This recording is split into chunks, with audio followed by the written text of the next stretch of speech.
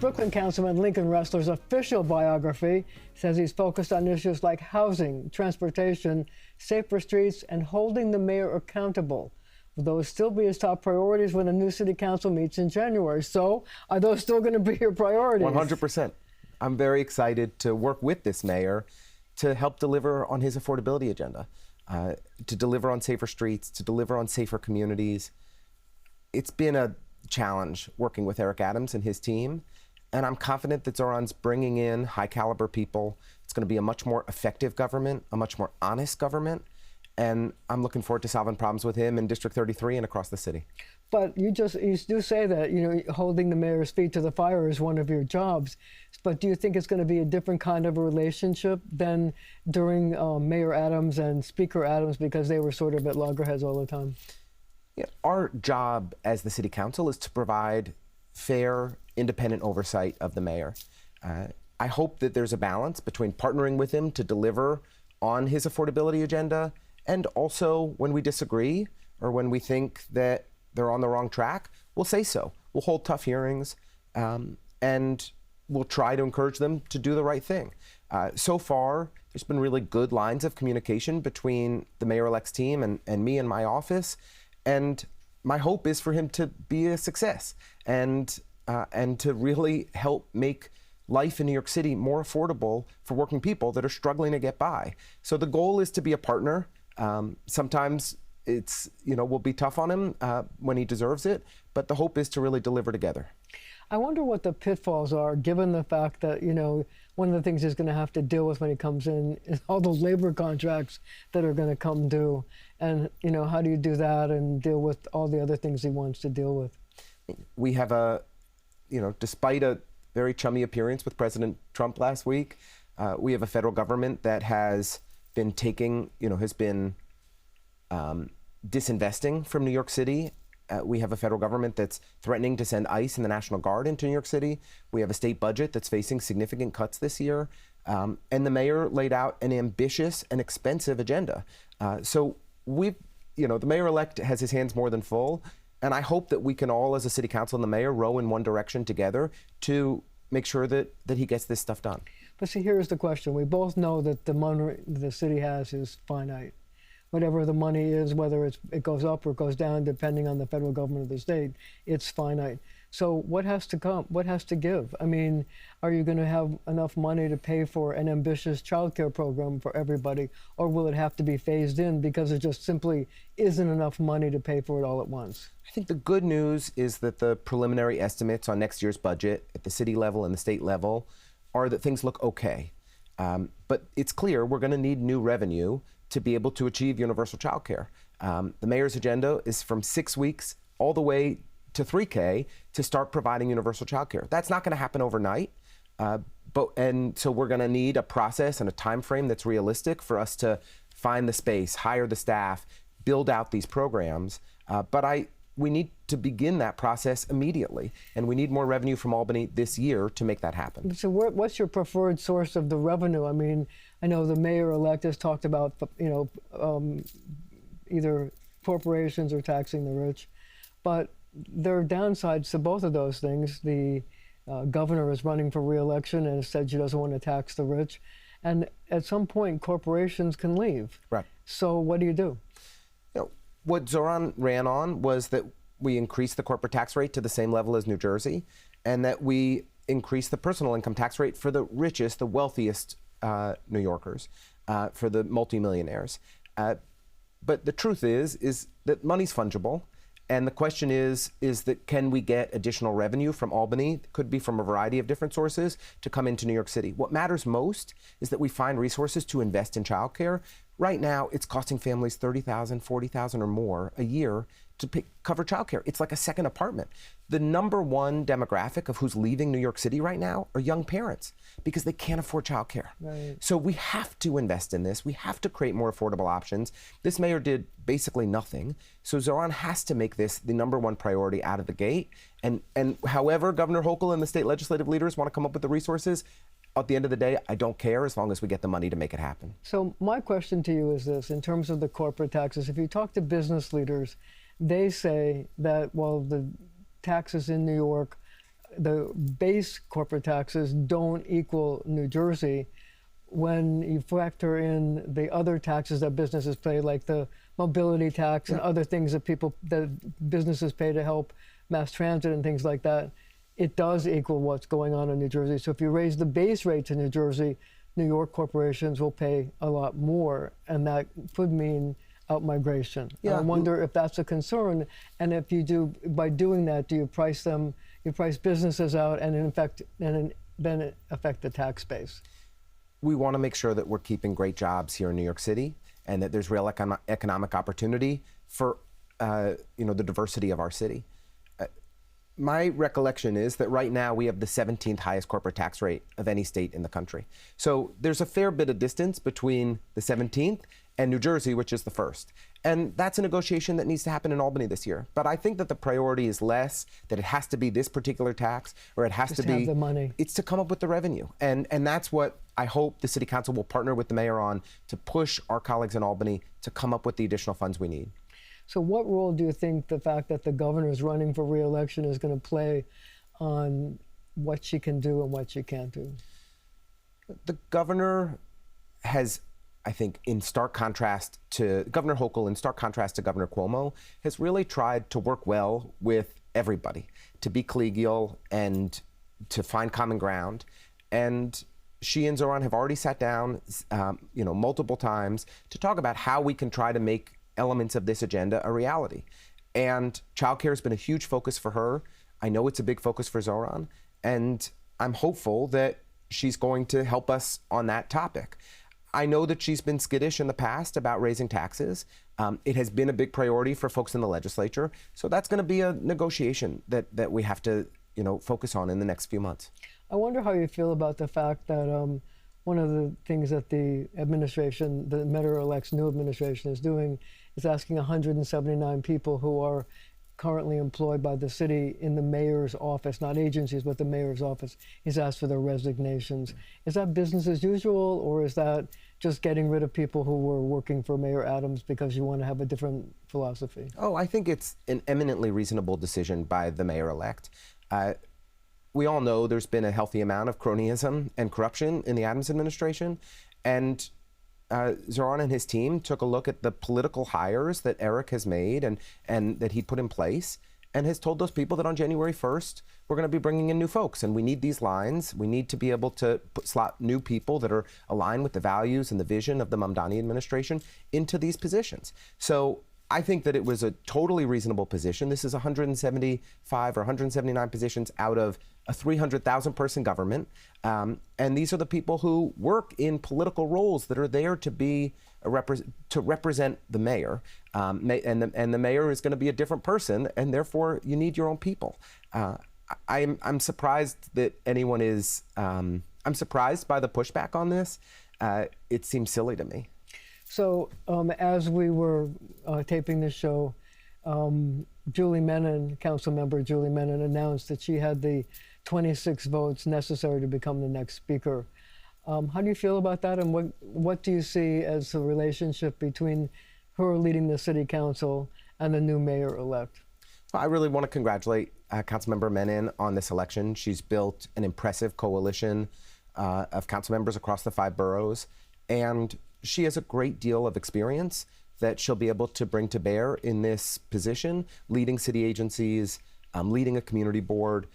Julie is really bright and capable, and I wish her the best. I had supported Councilmember Crystal Hudson in this race and worked hard for her, and I hope that Julie's able to bring the whole council together so that we work well as a team, just as we did under Adrian, and that she's a good partner to Zohran Mamdani, because we all need to work together to deliver on the affordability agenda that 1 million New Yorkers voted in support of a few weeks ago. We have about 15 seconds left. Do you think the mayor-elect is going to sign a pay raise for the city council? I don't know his position on it. It's been about a decade since the city council has seen a pay raise. I hope that he'll be supportive of it. But also it would be a pay raise for himself, which would increase his salary to $300,000. Right now the first deputy mayor makes $324,000. The chancellor at the Department of Education makes over $400,000. The mayor is the person in charge of city government. I would have thought he would have been the top paid person. And a raise for the city council is justified? I think it is. There are we've seen with inflation and cost of living increases that having a modest cost of living adjustment for the council, I think, is fair and helps attract good people to the job. Okay, we're gonna have to leave it right there for now, but our conversation continues right after the show on our streaming channel, CBS News New York.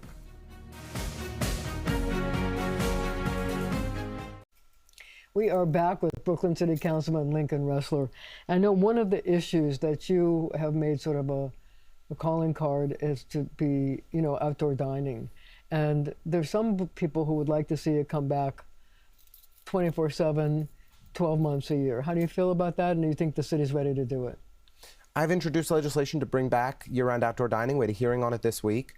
And I do think that it's the right and necessary thing to do.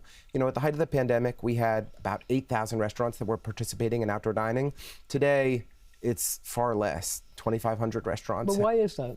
Well, it's in part because as a seasonal program, and they have to take it, restaurants have to take the structures down and find a place to store them. And for small neighborhood businesses, they can't. But the other problem is that the Adams administration has just made the application process so arduous and bureaucratic.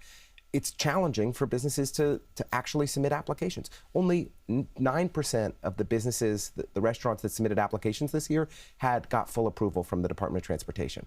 Something's not working. So we've introduced a package of bills with Councilmember Menon and others that will reform the application process, make it easier for more businesses to participate, and I think bring back thousands of additional restaurants for outdoor dining. I wonder about the sanitation department's view of that, given the fact that it makes it harder for them to plow the streets. I think, weren't they a driving force in having come down during the winter months so they could plow? I think a number of different city agencies raised concerns. They're all issues that we can work through. We need new rules and regulations for how we'll deal with snow with these structures, but the new structures have led to much fewer issues relating to cleanliness and rodents. I think people's quality of life is much better with the new outdoor dining structures than they were with the original program. And I think we can maintain that. We can deal with snow issues. We can deal with flooding issues while supporting our local businesses and their workforce. So how do you feel about the hunt for a new chancellor? What are you looking for? What kind of person are you looking for to run the Department of Education? Are you looking for new priorities, new things to focus on? The most important responsibility we have as elected officials is making sure that the students in our community receive an excellent education. And the truth is that is not happening today. Majority of our students are not reading at grade level. We have so much work to do to ensure that we're imparting the excellent education that our young people deserve. I have about 40 public schools across my district. I visit each and every one of them at least once a year, often many, many more times than that. And we've really focused in my office on the highest need schools in the district, the schools with the highest poverty levels. And we're investing in additional tutoring for students, one-on-one tutoring, major capital projects to improve the school facilities.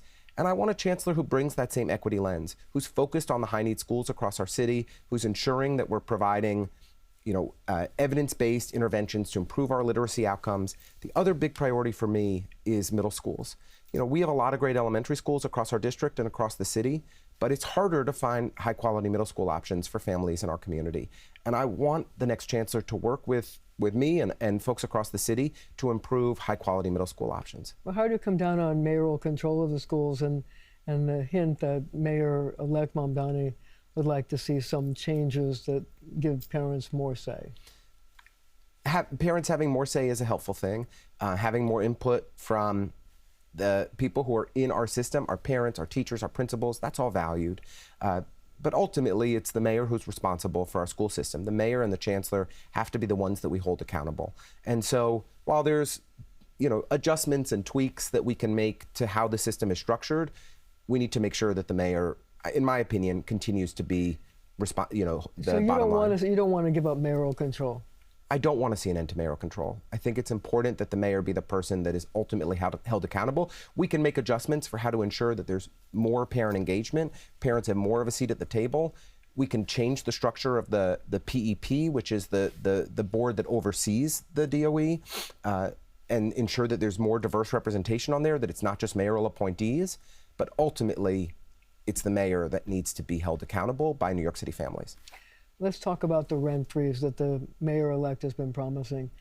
There are a lot of people who would like to see the rent frozen, but it seems to me that there are two classes of landlords, multiple classes of landlords in New York City. There are the big landlords, and then there are the small property owners that maybe own buildings that are, 10 units or less. And I wonder if there should be a split, that there should be rent levels for one level of landlord and one for the other, because the small property owners argue that if you freeze the rent, they're not going to be able to afford to keep their buildings up.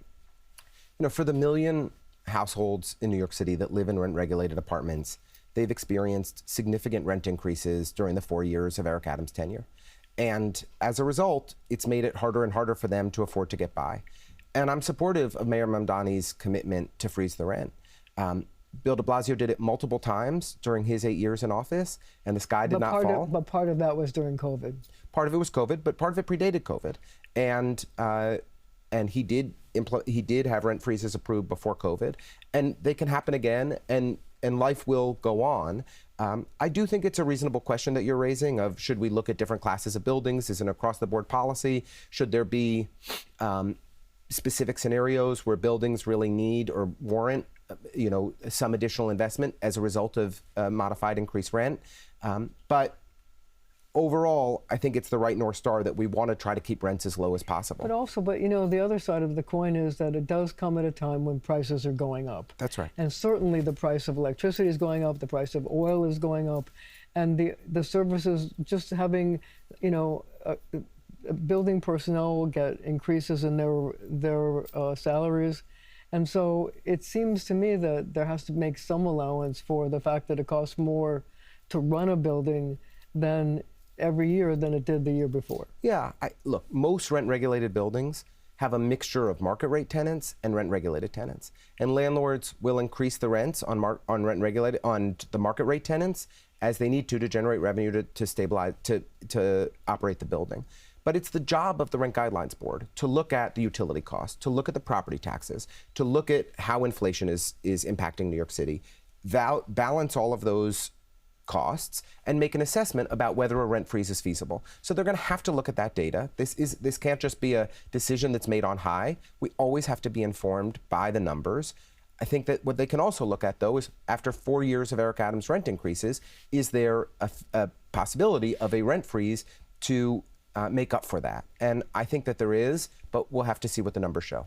Well, since you raised the issue of Mayor Adams and the Rent Stabilization Rent Guidelines Board, here's the issue. He's now attempting to extend the appointments of some people on the board or appoint other people on the board before he leaves office. I wonder how you feel about that. Just yesterday in the City Council, we voted down highly qualified people that Mayor Adams appointed to the Board of Health, not because they wouldn't be great members of the Board of Health, but because it's wrong for the mayor, as a lame duck with 30-something days left in his term, to be trying to appoint people to various positions to hamstring the next administration. Zohran should be able to put his appointees, his people, into these roles so that his vision for government, what 1 million New Yorkers voted to elect, is actually implemented. But the mayor has done a number of things, the current mayor has done a number of things which seem to be thwarting the efforts, for lack of a better term, of the new mayor-elect. The Elizabeth Street Gardens comes to mind as just one. Look, he's in control of the city. He's in charge for another month. And he has the right to make policy decisions for the remainder of his time in office. But to try to sneak people onto boards so as to limit what the Mamdani administration can achieve, I think that is duplicitous. And I think it's wrong. And whether Eric Adams is listening to me, I can't say. But I hope that he does the right thing and gives the next mayor an opportunity to fully achieve his vision for New York City. Councilman Lincoln Restler from Brooklyn, thank you so much. Thank you at home for joining me as well. Thank you, Marcia.